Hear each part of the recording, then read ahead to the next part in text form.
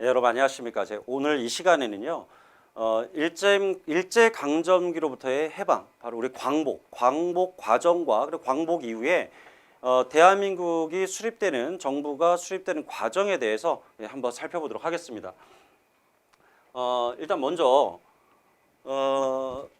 1945년 8월 15일 일본이 항복을 하고 우리가 해방을 맞이하기 바로 이전에 크게 해외에는 그 임시정부 있죠. 충칭정부.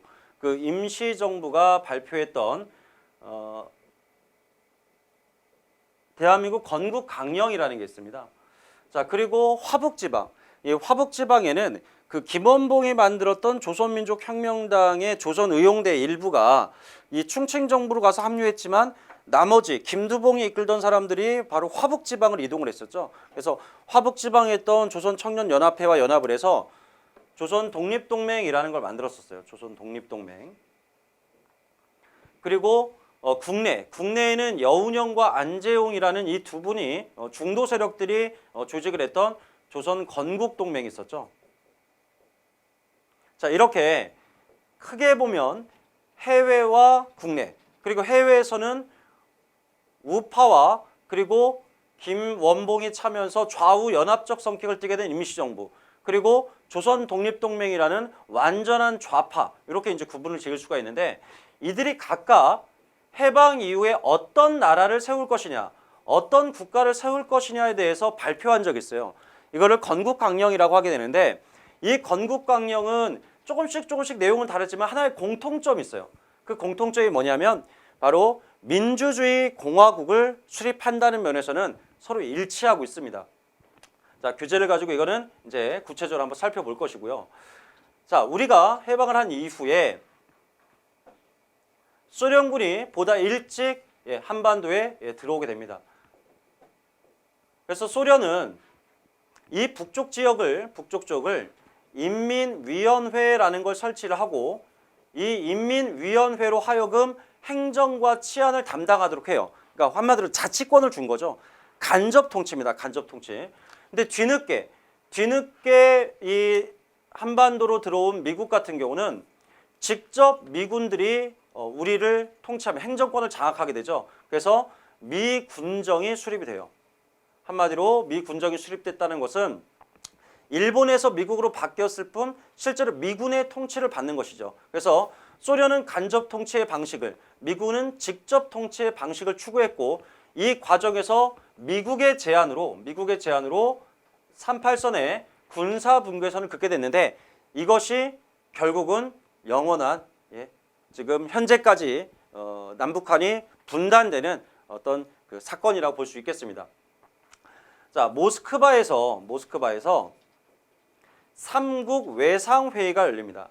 모스크바 삼국 외상회의에서는 어떤 것이 결정이 되냐면, 사실 이 연합국은 우리가 일본으로부터 독립을 하게 되면은 적절한 시기에 독립도 그리고 통일정부 수립을 약속을 했었는데 그걸 깨고, 한국은 그럴 만한 능력이 없다. 그러니까 국가를 운영할 만한 능력이 없으니까 일단 임시정부를 수립하자는 거예요. 그래서 임시정부를 수립한 후에 미, 영, 중, 소 이 4개국, 4개국의 신탁 통치를 받는다. 신탁 통치를 받는다. 자, 그러기 위해서 이 임시정부를 구성하기 위해서 미국과 소련이 공동위원회를 조직해서 이 공동위원회의 감시하에 임시정부를 구성하고 4개국의 신탁 통치를 하겠다. 자, 이게 이제 모스크바 삼국 외상회의의 결정 내용입니다. 이러한 삼국 외상회의의 결정에 어떤 반응들을 보이게 되냐면, 예를 들어, 자, 신탁 통치죠. 이 신탁 통치안에 대해서 원래 처음에는요, 좌파든 우파든 모두 반대했어요. 이걸 반탁이라고 하죠. 그런데 소련 측의 의도를 알아차린 이 좌파들이 결국 찬탁으로 돌아서게 됐고, 우파들은 여전히 반탁을 하게 됩니다. 반탁. 그래서 좌파와 우파의 찬탁, 반탁, 아주 극렬한 대립이 시작된 거죠. 이 과정에서 제1차 미소 공동위원회가 개최됐지만 이 두 나라 사이에서 어떤 세력들을 규합해서 임시정부를 구성할 것이냐. 예를 들면 미국은 모든 조선의 정체들을 모두 포함해야 된다 그러고 소련은 신탁 통치안에 반대하는 이 우파들을 빼고 좌파들만 가지고 하자. 결국 결렬됩니다. 자, 이것이 결렬되면서 이승만이 정읍에서 이런 발언을 합니다. 이걸 정읍 발언이라고 하는데, 자, 미소 공동위원회가 결렬됐다. 그러니까 이제 여러분들도 이제 남한만이라도 우리만이라도 어떤 단독 정부를 수립할 수 있는 그러한 것을 좀 염두에 둬야 할 것이다. 한마디로 처음으로 남한만의 단독 정부 수립을 제안한 것이죠. 이승만의 말대로 된다면 결국 한반도는 분할되는 거예요. 그래서 이것을 막고자 좌우 합작 운동이라는 게 전개가 돼요. 이 좌우 합작 운동은 여운형 선생님과 김규식 선생님이 주도를 했고요. 좌우 합작 7원칙이라는 걸 발표를 해요. 그래서 좌우 합작 7원칙은 모스크바 3국 외상회의에 따라서 미소 공동위원회를 다시 열어라. 그리고 한마디로 이 신탁통치안을 받아들인 것이죠. 그리고 이 임시정부를 수립하기 위해서 일단 과도 정부라고 표현을 할 때는 과도 정부를 수립하기 위해서 먼저 과도 입법의원이라는 것을 만들게 되죠. 이것은 큰 의미는 없지만 이렇게 생각하시면 돼요. 당시 미국 입장에서는 좌익 세력들이 이 한반도에 더 세력이 더 크다 이렇게 생각했기 때문에 이대로 가면은 소련의 의도대로 한반도가 공산주의 사회주의 국가가 세워질 가능성이 높다. 그래서 일부만이라도 어떤 이런 자본주의 자유주의 국가를 세우려는 그런 전략을 세웠지만 한편으로는 이 좌우합작 운동에 지지함으로써 이것을 초반에는 지지함으로써 어떻게든 한반도 전체에 친미 정부를 수립하고자 했던 것이죠. 그래서 과도 입법위원회를 구성하고 과도 정부까지 구성을 했는데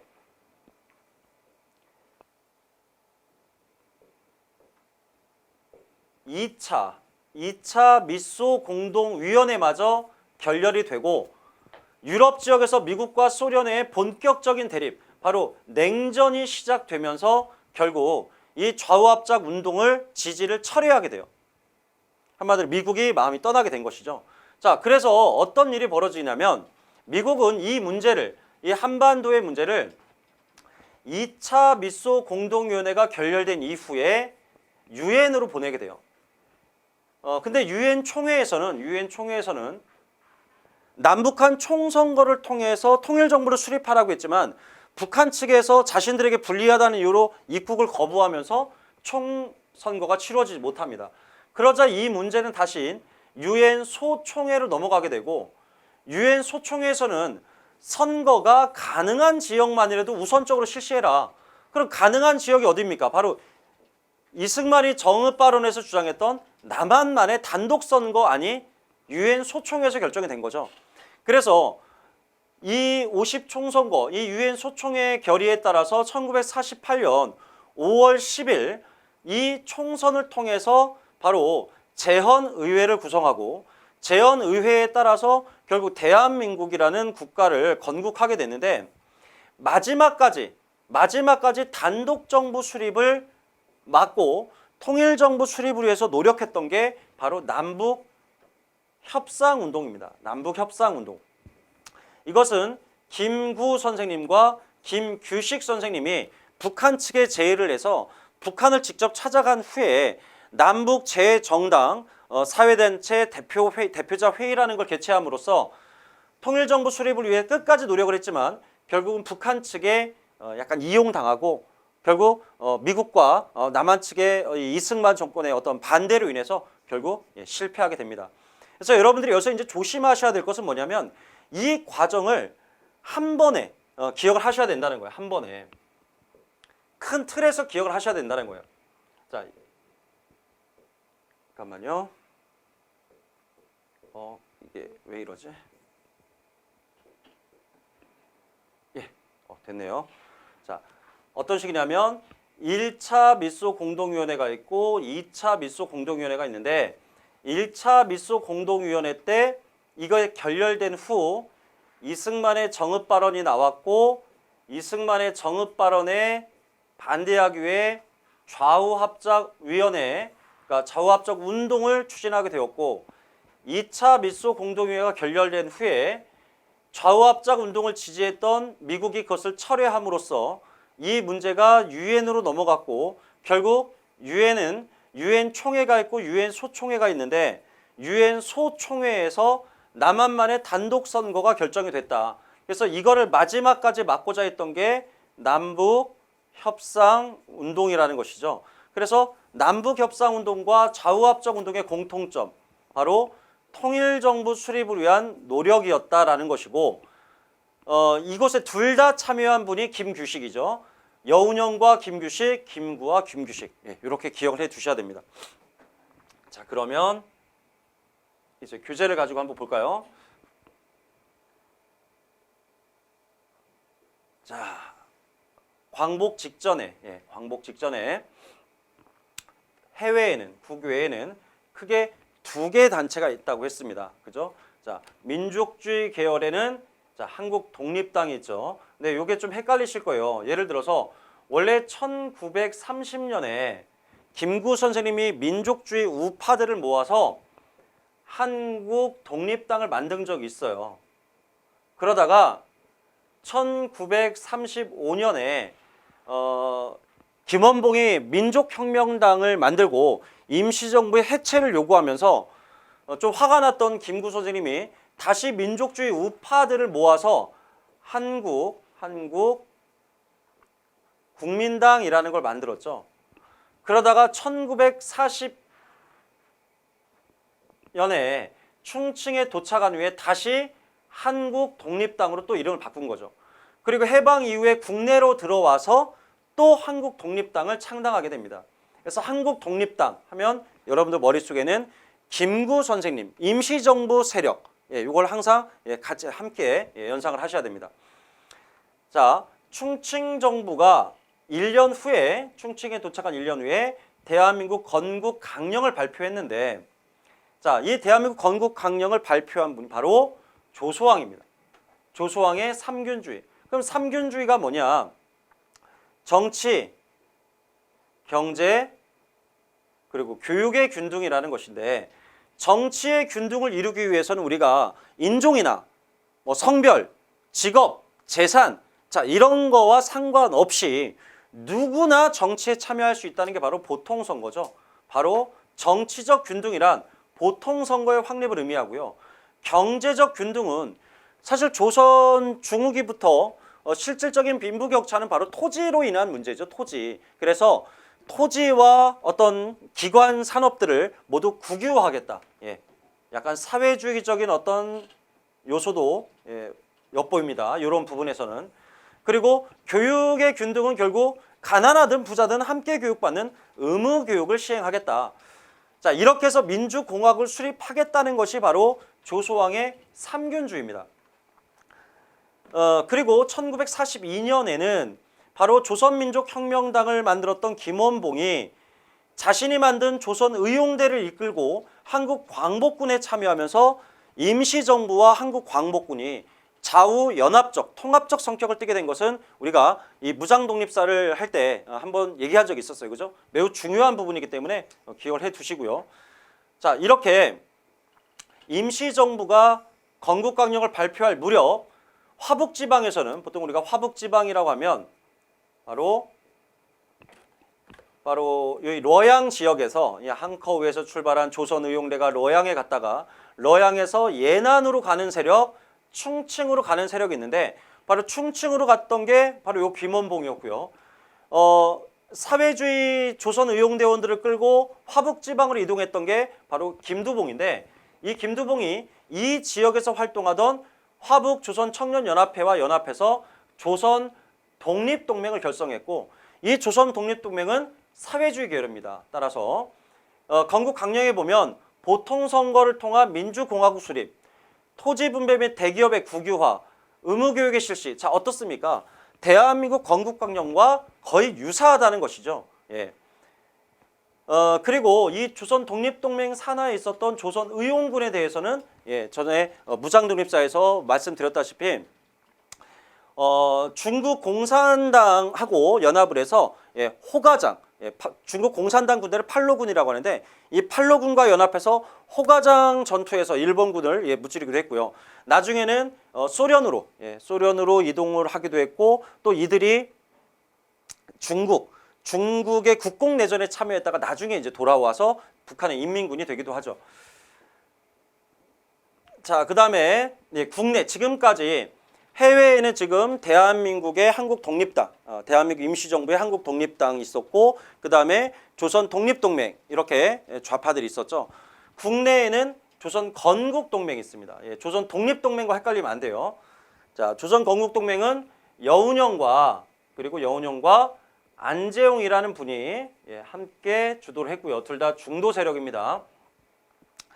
자, 건국강령에 보면은 민주주의 국가를 건설하고 노동자 농민의 해방에 집중할 것 해서 세계 모두, 그러니까 대한민국 임시정부나 예, 충칭정부나 조선 독립동맹이나 조선 건국동맹이나 모두 민주공화국을 수립하고자 했다는 측면에서는 거의 일치하고 있다는 것이죠. 예, 나중에 요 조선 건국동맹은 해방 직후에 조선 건국준비위원회로 예, 개칭을 하게 됩니다.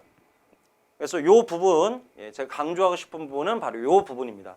예, 대한민국 임시정부나 독립동맹이나 건국동맹이나 한마디로 우파나 좌파나 그리고 국내 세력이나 외국에 있는 세력이나 모두 민주공화국을 수립하고자 했다는 측면에서 일치한다라고 하는 게 일단 가장 중요하다고 하겠습니다. 자, 광복의 배경 볼까요? 자, 광복의 배경은 일단 일제강점기 내내 지속되었던 우리 민족의 끊임없는 지속적인 항쟁 때문이죠. 그 독립운동의 어떤 방법과 노선은 서로 달랐지만 민족주의든 사회주의든 이 독립을 위해서 우리 민족이 전체가 바로 에너지를 쏟아 부었습니다.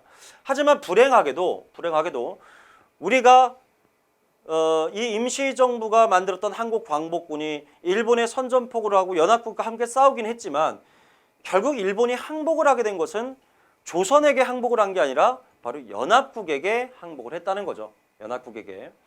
그러다 보니까 해방 이후에도 우리가 주도적으로 국가를 건국하지 못하고 이 미국과 소련의 어떤 영향하에서 바로 북한과 조선민주주의인민공화국과 대한민국이 건국됐고 그러다 보니까 지금까지도 분단 국가로 어떤 냉전의 어떤 유일한 어떤 희생 국가로서 현재까지 존재하고 있다라고 볼 수 있겠습니다.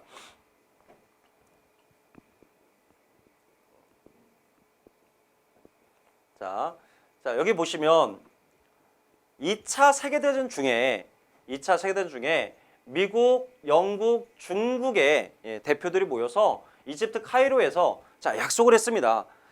일본의 식민지인 조선을 적절한 시기에 해방시키겠다. 적절한 시기에 우리가 독립을 시켜주겠다. 자, 이렇게 결의를 했고요. 포츠담 선언은 내용이 이 카이로 회담의 내용을 그대로 한번 다시 확인하는, 다시 한번 재확인하는 그러한 특징이 있고요. 다만 이게 미국, 영국, 중국이라면 여기는 이제 소련이 들어간다는 게 특징이죠. 미, 영, 중, 소. 그 얄타 회담은 뭐냐면 카이로 회담과 포츠담 선언 이 중간에 진행되는 회담인데 약간 비밀 회담입니다. 비밀 회담이고 이때 미국은 이렇게 생각합니다. 이미 이탈리아는 이 2차 대전의 그 동맹국이었던 이탈리아는 가장 먼저 43년에 항복을 했고 독일도 45년 5월에 이미 항복을 했는데 이제 일본만 남은 거죠. 근데 태평양 전쟁, 곧 2차 대전의 한 부분이었던 태평양 전쟁은 주로 미국 대 일본의 싸움이에요. 그러니까 미국은 이 전쟁을 빨리 끝내기 위해서 바로 일본이라는 나라와 국경이 맞닿아 있는 이 소련을 끌어들이고자 한 거죠. 그래서 미국이 소련에게 제안을 한 거죠. 소련이 일본하고의 전쟁에 좀 참가해 달라. 자, 그래서 소련이 그것을 알았다, 수용을 했죠.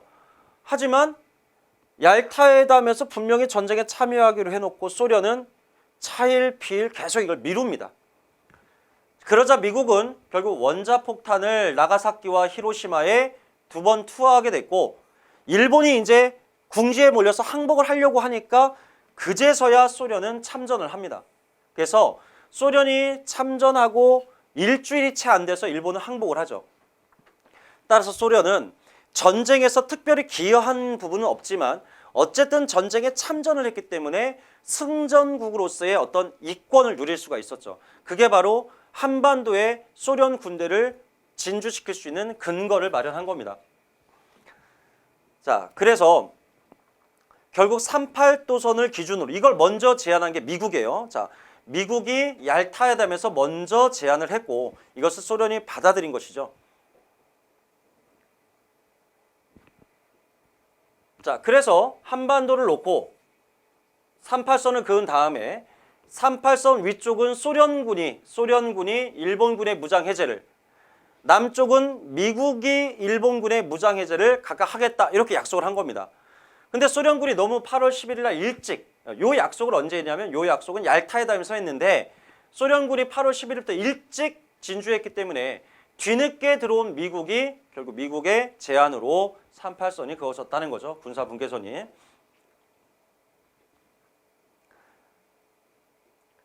자, 아까 국내에서 활동하던 여운형, 안재용이 조선 건국동맹을 만들었어요. 그죠? 근데 해방되자마자 조선 건국준비위원회로 이렇게 이름을 바꿨고요. 조선 총독부와 여운형은 자, 협의를 봤어요.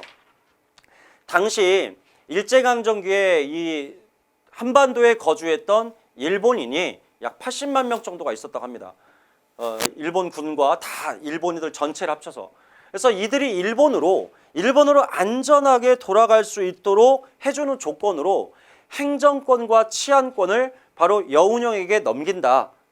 바로 조선 건국준비위원회에게 넘기겠다라는 약속을 받고 행정권과 치안권을 넘겨받은 것이죠. 자, 하지만 이때 대표적인 친일파였던 뭐 송진우나 김성수 뭐 이러한 사람들은 건국준비위원회에 참여를 하지 않습니다.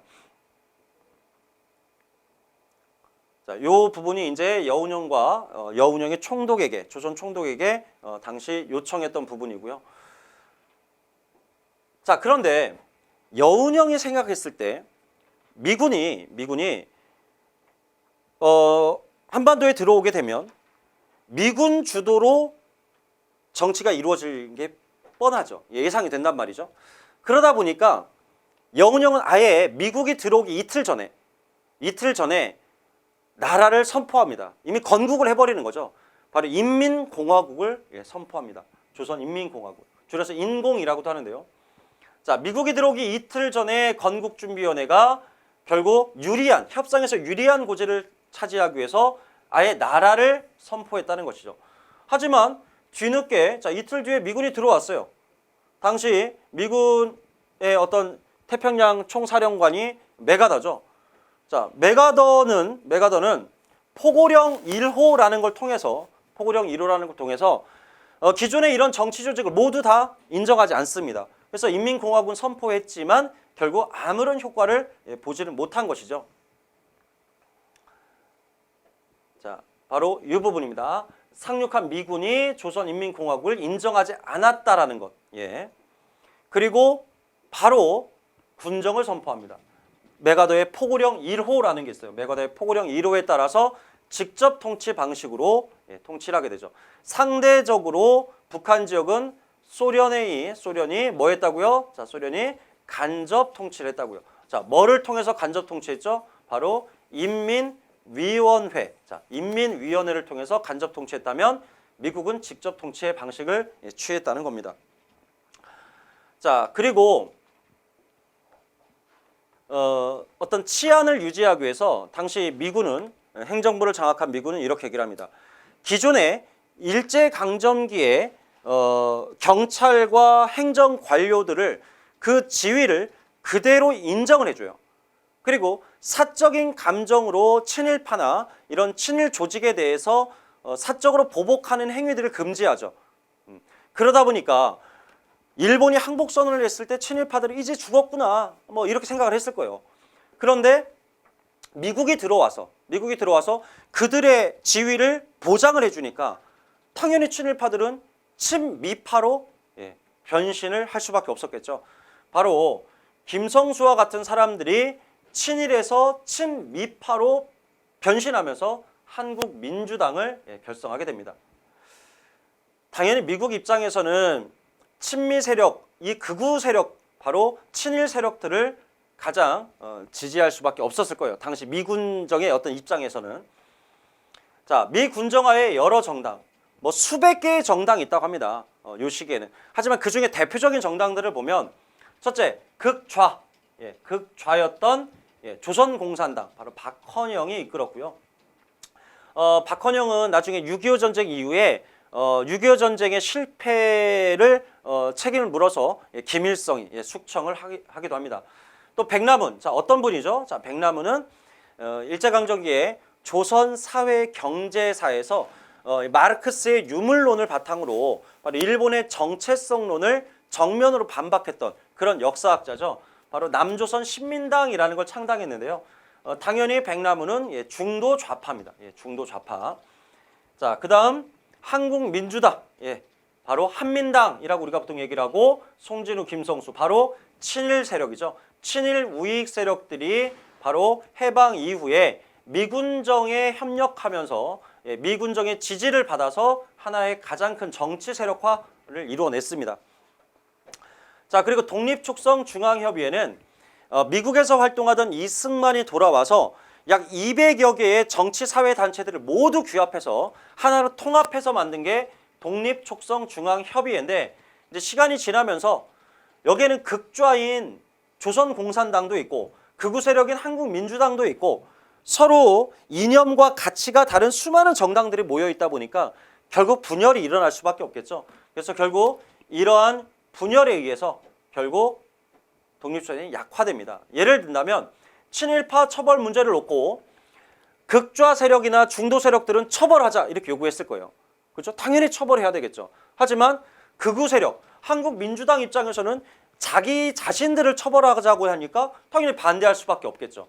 그러다 보니까 극좌 세력들이 일탈하기 시작했고 결국 독립촉성중앙협의회는 하나로 통합됐지만 점점 그 세력이 약화될 수밖에 없었겠죠.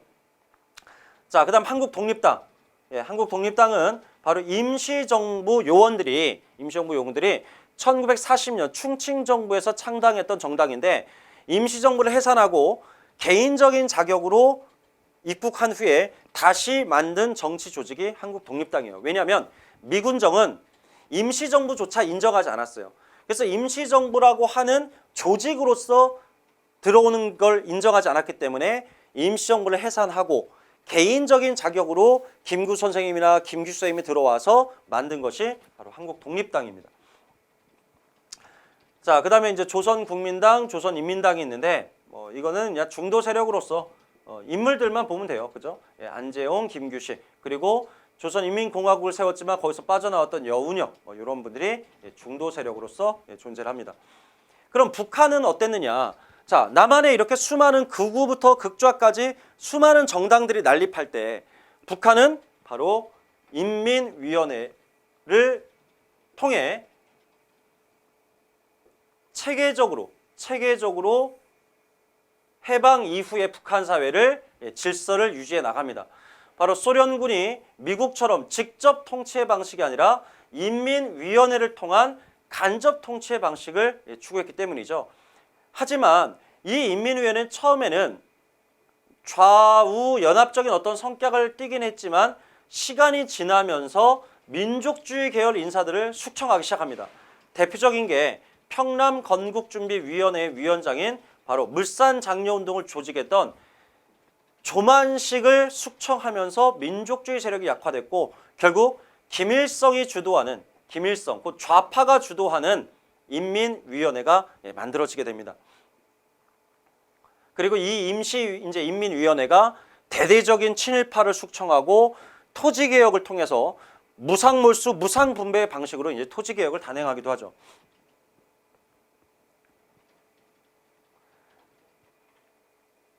자, 한국 사회에 가장 큰 어떤 혼란을 가져왔던 사건, 바로 모스크바에서 세 나라의 외상들이 회의를 가졌던 거죠. 자, 이 내용은요, 이 모스크바 3국 외상회의 내용은 미, 영, 중소 4개국이 최대 5년간 한반도를 신탁 통치하겠다. 이게 핵심입니다. 그러기 위해서 자, 임시정부를 수립해야 되는데 임시정부 수립을 돕기 위해서 미소 공동위원회가 설치가 된다는 것이죠. 자, 일제 1910년부터 1945년까지 36년간 일본의 식민 통치를 받았던 조선 민중들은 이제 해방이 됐으니 당연히 우리가 원하는 국가를 세울 수 있을 것이다 라고 생각했지만 결국 외국에 의해서, 외세에 의해서 다시 신탁 통치를 받는다, 쉽게 받아들일 수 없었을 거예요. 그래서 좌파든 우파든 모두 이 신탁 통치안을 반대했던 것이죠. 특히 처음에 이 회의 내용이 신탁 통치안이 알려질 때는 이것을 소련이 먼저 제안했다라고 국내 언론에 알려졌어요. 그래서 반소 운동이 아주 극렬하게 발생했죠. 하지만 알고 봤더니 이 신탁 통치안을 가장 먼저 제안했던 나라는 사실 미국이었던 거죠. 미국. 미국이 먼저 제안했는데 언론에 오보가 나면서 소련에 대한 저항 운동이 좀 심해졌습니다. 자, 이렇게 좌우 가릴 것 없이 모두 반탁을 주장하다가 갑자기 좌익 세력들이 소련의 영향을 받아서 바로 찬탁으로 돌아서게 됩니다. 자, 그래서 여기 보시면은 좌익과 우익에 의해서 찬탁, 반탁으로 이제 나뉘게 되는데 여기서 이제 우리가 눈여겨봐야 될 건 뭐냐면 바로 김구 선생님과 이승만의 어떤 태도입니다. 자, 김구 선생님은 반탁 운동을 통해서 이것을 제2의 독립운동이다. 그러니까 실질적으로 일본으로부터 해방했지만 우리가 신탁 통치를 받으면 또 하나의 식민지가 되는 것이다. 그래서 제2의 독립운동을 해야 된다. 통일정부 수립을 해야 된다. 이렇게 요구를 했고, 이승만 같은 경우는 단독 정부를 수립하고 해서라도 우리가 빨리 국가를 이제 건설해야 된다는 거죠. 그러니까 반탁을 하면서 북한을 제외한 남한만이라도 했으면 좋겠다는 거예요. 이걸 본격적으로 드러낸 것은 바로 정읍 발언에서 이제 드러나게 되는 것이죠. 당연히 좌익 세력들은 처음에는 반탁, 그리고 나중에는 찬탁으로 돌아섭니다. 찬탁으로.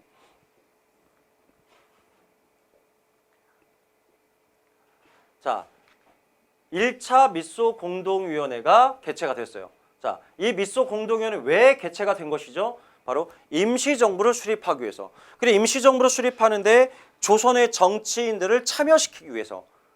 당연히 소련 입장에서는 신탁 통치안을 반대하는 우익 세력은 빼자 이렇게 얘기할 것이고, 미국 측에서는 친미 세력들이 우익 세력이니까 우익 세력들을 포함해야 된다. 자, 이렇게 주장하겠죠.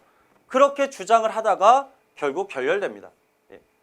이렇게 미소 공동위원회가 결렬되자마자 이승만은 기다렸다는 듯이 이렇게 얘기를 합니다. 자, 무기한 휴회한 미소 공동위원회가 언제 열지 모른다. 우리가 통일정부를 기대했지만 자, 이게 힘들다. 그러니까 이제 우리만이라도 임시정부 같은 것들을 조직해야 된다. 자, 바로 남한만의 단독정부 수립을 처음 제시한 것이죠. 따라서 분단 국가의 위험을 감지한 좌우 합작 운동이 이제 전개가 되는 것이죠. 자, 여기 보시면 이승만계는 자, 극우 세력, 한국 민주당 바로 친일파 세력들이 이제 이승만을 지지하면서 극우 세력들을 만들게 됐는데, 자, 이들은 반탁입니다. 반탁. 모스크바 3국 외상회의의 결정을 취소해라. 자, 그리고 38조선과 신탁 통치를 없애라. 즉시 독립과도정부를 수립하자. 하지만 남한만의 단독정부 수립을 위한 하나의 기만 정책이다. 이렇게 볼 수가 있고요. 김구 계열. 자, 한마디로 임시정부 계열이죠.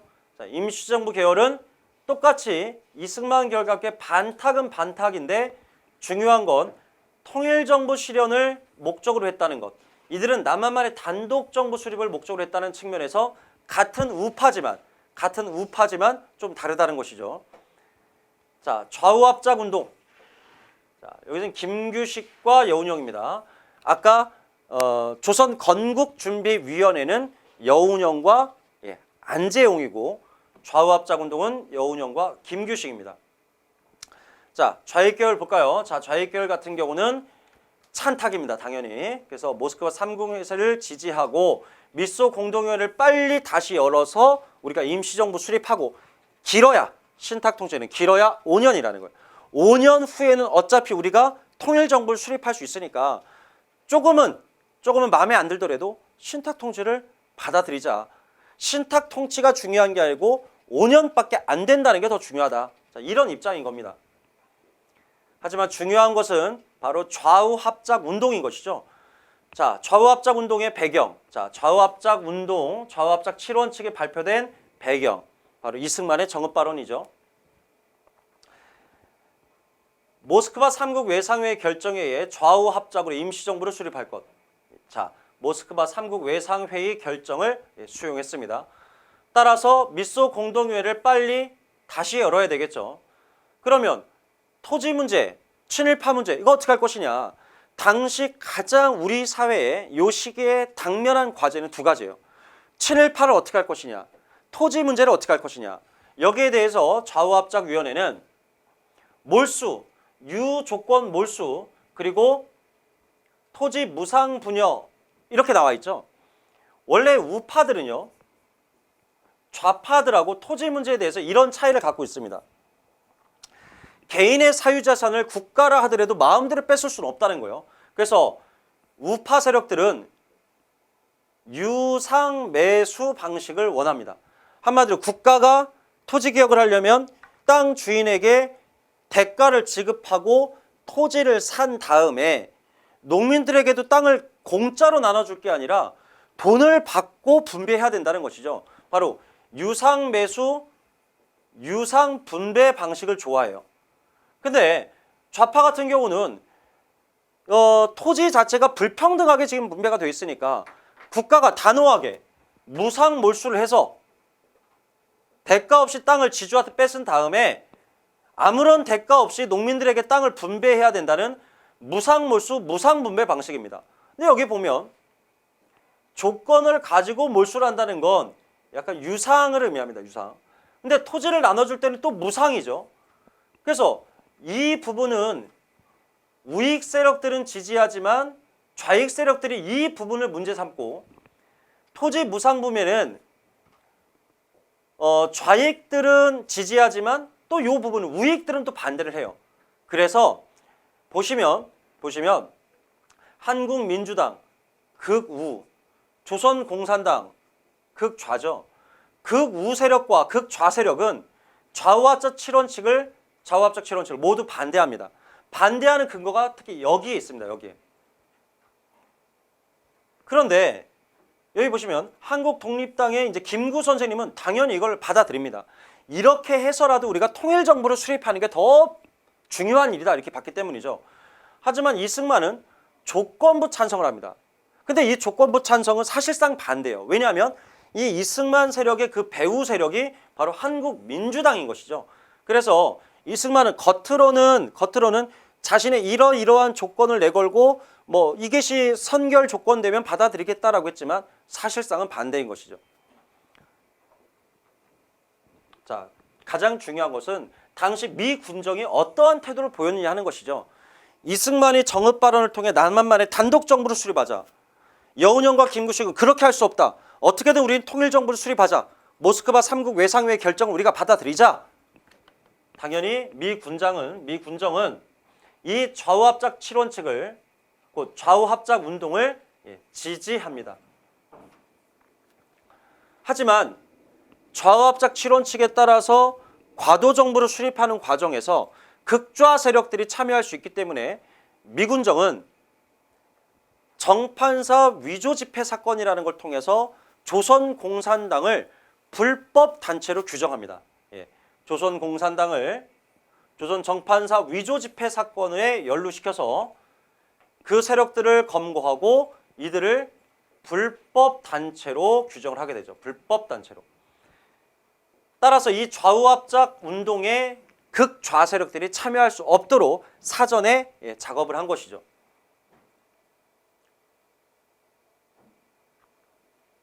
자, 여기 보시면 남조선 과도 입법의원, 김규식을 의장으로 했고요. 그 다음에 남조선 과도 정부가 이렇게 수립이 돼요.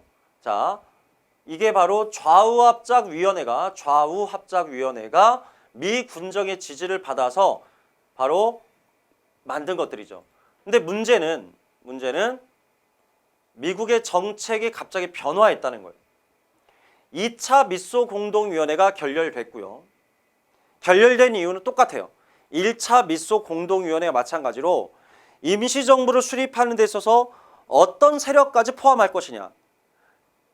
찬탁인 좌익 세력만 포함할 것이냐. 소련 측의 입장이죠. 반탁인 우익 세력까지 함께 포함할 것이냐. 이게 미국 측 입장이에요. 똑같은 이유로 결렬됐습니다. 뿐만 아니라 유럽에서 소련이 군대를 동유럽 지역에 이제 진주시켜서 폴란드, 체코, 헝가리 막 이런 나라들을 막 공산화시키기 시작하고 심지어는 그것이 북서부 유럽까지 점점 사회주의가 확산됩니다.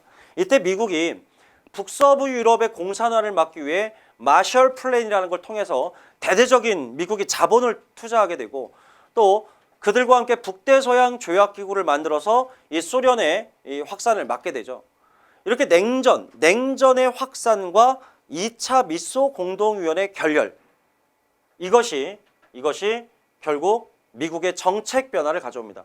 뿐만 아니라 좌우합작 운동을 이끌어 나갔던 여운형이 결국 암살됩니다. 암살.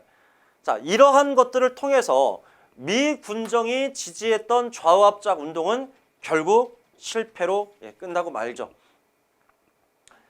자, 이 부분은요, 이제 미 군정기에 있었던 정책 내용들이에요. 자, 신한공사는 뭐냐면, 자, 일제강점기에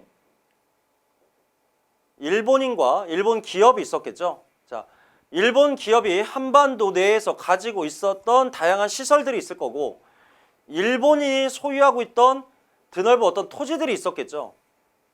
자, 이러한 일본인 재산을 일본이 땅을 가져가겠습니까? 건물을 가져가겠습니까? 당연히 패망한 일본인은 일본으로 돌아가면서 조선의 토지와 건물, 자신들의 소유를 남겨놓고 갔겠죠. 물론 이게 조선인으로부터 약탈한 것이긴 하지만 따라서 미 군정은 일본인 재산을 관리하기 위해서 두고 간 재산을 몰수하고 압수하고 그것을 관리하기 위해서 신한공사라는 회사를 설립합니다. 그래서 이 신한공사는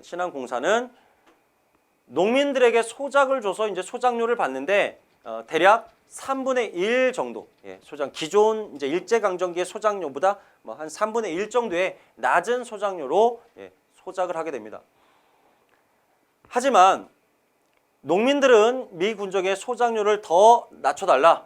그리고 소작료를 현물이 아니라 화폐로 내게 해달라. 뭐 이런 것들을 요구했던 농민들과 조금 갈등이 있기도 했습니다. 자, 이러한 일본인들의 귀속 재산을 이제 민간인에게 이 공개 입찰 형식으로 불화를 하게 되는데 원래 공개 입찰이 원칙이었지만 사실상은 일제시대의 친일 기업가라든가 이런 업체 관리인들에게 사실상 불화되면서 약간 불공정했다 이런 얘기죠. 그리고 나머지 일본인 재산의 나머지는 나중에 제1공학이 수립된 이후에 다시 귀속 재산을 처리하게 됩니다. 또한 미국 자유화 정책. 자, 일제강점기 마지막 시기에 일본은 전쟁에 필요한 군량미를 확보하기 위해서 미국 공출제라는 걸 시작했었죠. 한마디로 수확이 끝난 들판에서 곡식을 강제로 공출해 가는 거예요. 그리고 조선인들 굶어 죽지 말라고 아주 소량의 곡식만 배급제로 나눠줬었죠. 따라서 일본이 망한 이후에 미 군정은 미국을 공출하지 않고 자본주의 원리에 따라서 자유화 정책을 추진했던 거예요. 그런데 돈 많은 사람들이 기회는 이때다. 그러고서 이 쌀을 대규모로 사들여서 쟁여놓는 거죠. 우리가 매점 매석이라고 해요. 그죠? 이렇게 매점 매석 행위를 통해서 쌀값이 폭등하게 되고 사회가 이제 혼란하게 지게 되자 다시 미 군정은 미국 자유화 정책에서 미국 수집령으로 이제 다시 바꾸게 되죠. 그런데 너무 싼 가격에, 말도 안 된 그 싼 가격에 미 군정이 쌀을 사들이려고 했기 때문에 당연히 농민들의 반발을 또 불러왔다는 거죠. 그러니까 조선의 상황에 대해서, 이런 조선의 상황에 대해서 제대로 파악하지 못했던 미 군정의 정책이 오락가락하면서 미 군정기의 경제는 대단히 혼란했다는 겁니다. 그리고 이 시기에 미 군정의 어떤 미숙한 그런 경제 정책을 상징하는 사건이 바로 철도 노동자 총파업입니다. 이렇게 미 군정계의 사회 혼란과 정책에 잇따른 실패에 사회 혼란을 가져왔던 이 시기에 노동자들의 총파업, 경상도에서 시작됐지만, 대구에서 시작됐지만 전국적으로 확산됐던 매우 큰 규모의 철도 노동자 총파업입니다. 하지만 당시 친미, 이제 친이란 친미죠. 친미 세력이었던 뭐 서북 청년단과 같은 이런 우익 청년들에 의해서 무력으로 진압되기도 합니다.